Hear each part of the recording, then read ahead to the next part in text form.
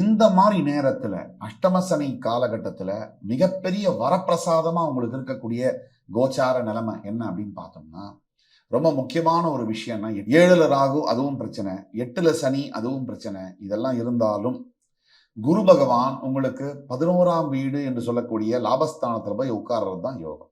இதுலயும் October 18லேருந்து December 3 வரைக்கும் அதிசார குருவாக உங்க 12 அப்படிங்கிற விரயஸ்தானத்துல குரு உச்சம் பெறுவார். அதுவுமே யோகம். எப்படி யோகம் அப்படின்னா, படிக்கின்ற மாணவ மாணவியர்களுக்கு, இல்லை வேலை பார்க்கணும், அப்ராட்ல போய் நான் வந்து செட்டில் ஆகணும்னு நினைக்கிறவங்களுக்கு, இல்லை அப்ராட்லேயே இருக்கக்கூடிய பொண்ணை வந்து லவ் பண்ணுறவங்களுக்கு, இல்லை அங்கேயே வந்து குடும்பத்தை மாற்றிட்டு செட்டில் ஆகணும், பர்மனன்ட் ரெசிடென்ஸ் வாங்கணும், பிஆர் சிட்டிசன்ஷிப்லாம் வாங்கணும் இப்படின்னு நினைக்கிறவங்களுக்கு மிகப்பெரிய யோக காலமாக இது அமையும். இதுதான். இப்போ இதெல்லாம் ஒரு பக்கம் இருக்கட்டும். குரு இந்த நேரத்துல அஷ்டம சனி காலகட்டத்துல இந்த 2.5 வருஷத்துல, இப்ப அஷ்டம சனி மார்ச் மாசம், அதாவது மார்ச் மாசம் வந்து ஆரம்பிச்சது வந்து இது வந்து திருக்கணித பஞ்சாங்கப்படி, வாக்கிய பஞ்சாங்கப்படி மார்ச் 2027 தான் அஷ்டம சனி ஆரம்பிக்குது. ஆனாலுமே இப்ப நீங்க சிம்மராசிக்காரங்களை கேட்டீங்கன்னா, எங்களுக்கு ஆல்ரெடி சனி பகவான் கிளிக்க ஆரம்பிச்சிட்டாருன்னு சொல்லிடுவாங்க. ஏன்னா இன்னும் 2.5 வருஷத்துல 1 வருஷம் குரு உங்களை காப்பாற்றுவார். அதுக்கு பிறகு நீங்க தான் உங்களை காப்பாத்திக்கணும்.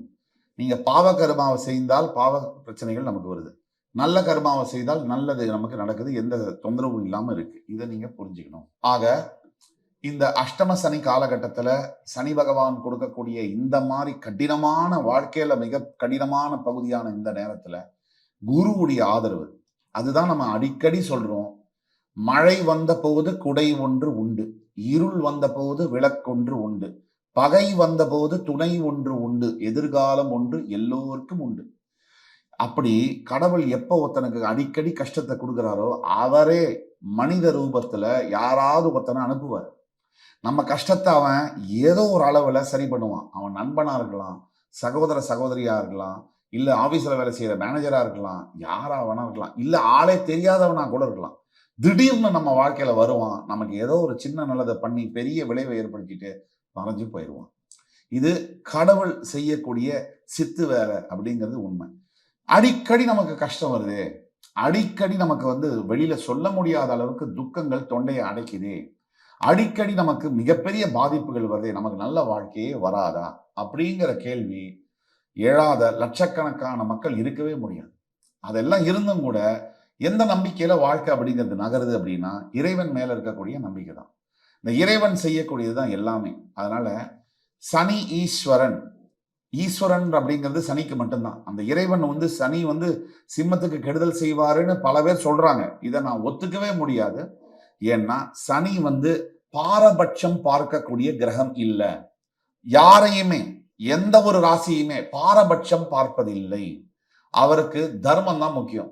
நீ ஒழுங்கா இருக்கியா, உனக்கு நான், நீ விரோதியா இருந்தாலும் நல்லது செய்வேன், நீ கெட்டவனா, நீ என் ராசிக்காரனா இருந்தாலும் உனக்கு கெடுதல் தான் செய்வேன். இதுதான் சனியுடைய தர்மம்.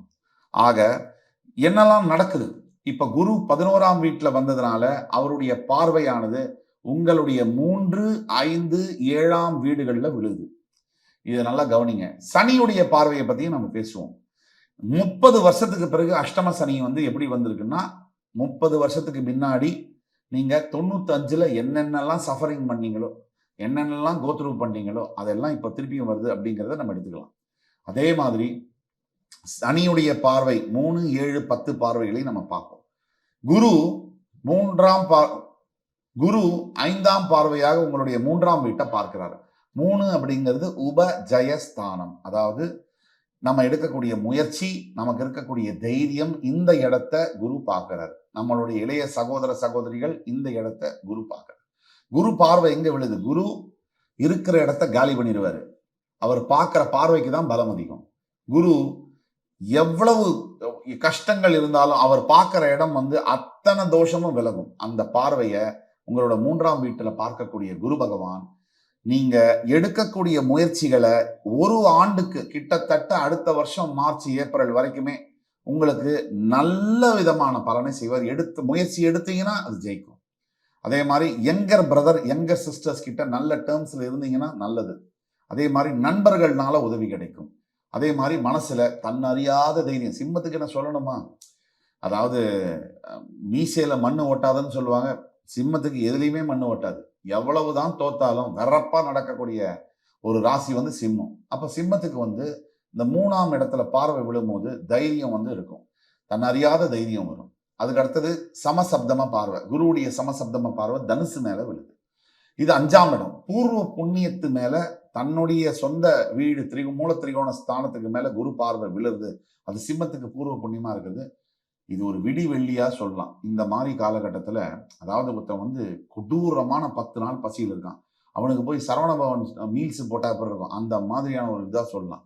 இந்த பார்வையினால உங்களோட புத்திரர்களுக்கு, அதாவது குழந்தைகளுக்கு மிகப்பெரிய அளவுல கல்வியில வந்து மேன்மை, ஆரோக்கியத்துல வந்து மேன்மை, அவங்களால புகழ் பெறக்கூடியது இதெல்லாம் நடக்கும். தவிர உங்களுடைய 5ஆம் இட பார்வையினால வாழ்க்கையில முக்கிய லட்சியங்கள்னு ஒருத்தருக்கு லிஸ்ட் இருக்கும். மளிகை சாமான் லிஸ்ட் மாதிரி. அதாவது தோரம்பருப்பு 2 கிலோ, உளுத்தம்பருப்பு 1 கிலோ மாதிரி வாழ்க்கையிலையும் லிஸ்ட் இருக்கும். நான் இதை சாதிக்கணும், நான் அதை பண்ணணும், நான் இதை பண்ணணும். அந்த லிஸ்ட் வந்து நிறைவேறும். குரு பார்வை 5ஆம் இடத்துல விழுவதனால.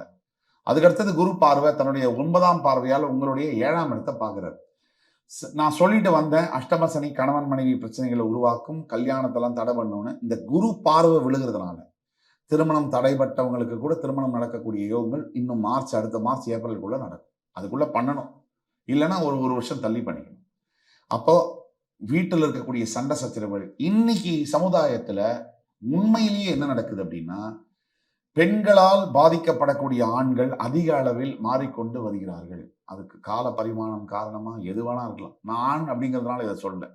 உண்மையான விஷயம் என்னன்னா, அப்படியே போட்டு வறுத்து எடுத்துடுறாங்க. அந்த மாதிரியான சூழ்நிலைகள் எல்லா குடும்பத்திலையும் நடந்துட்டு தான் இருக்கு.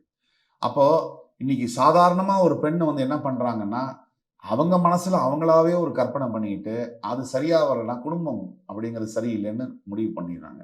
விவாகரத்துக்கும் போயிடுறாங்க. அப்படி விவாகரத்து நிலையில் இருக்கக்கூடிய கணவன் மனைவியாக இருந்தால் ஒரு செகண்ட் யோசிச்சு பார்க்கணும். நீங்கெல்லாம் ஏன் கல்யாணம் பண்ணிக்கணும்? உங்களுக்கு எதுக்கு விவாகரத்து? நீங்க கல்யாணம் பண்ணிக்கிட்டது கூட தப்பு இல்லை. உங்களுக்கு ஏன் குழந்தை வேணும்?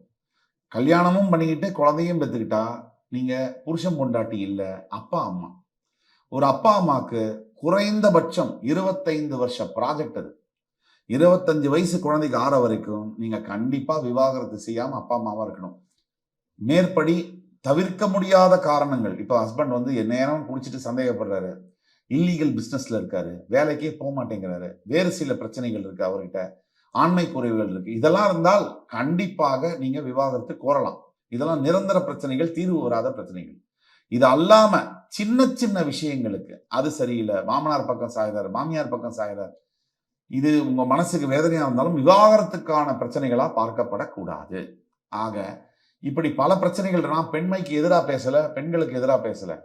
எது நல்லதோ குடும்பத்துக்கு, அந்த குழந்தைகளுக்கு யார் அப்பா யார் அம்மான்னு தெரியாம போகக்கூடாதுங்கிறதுக்காக நம்ம சொல்றோம். அதுவும் சிம்மத்துக்கு அஷ்டமசனி காலகட்டம் இருக்கிறதுனால இந்த பாதிப்புகள் அதிகமாக வரக்கூடிய வாய்ப்புகள் இருக்கிறதுனால சொல்றோம். ஆக ஒட்டுமொத்தத்தில் சிம்மராசிக்கு இந்த 9ஆம் பார்வையாக 7ஆம் இடத்தை பார்ப்பதனால் கணவன் மனைவிக்கு இடையே இருக்கக்கூடிய கருத்து வேறுபாடுகள் களையும். அதே மாதிரி பிரிஞ்சிருந்த ஹஸ்பண்ட் அண்ட் ஒய்ஃப் ஒன்னா சேரக்கூடிய நிலைமைகள்லாம் நடக்குது.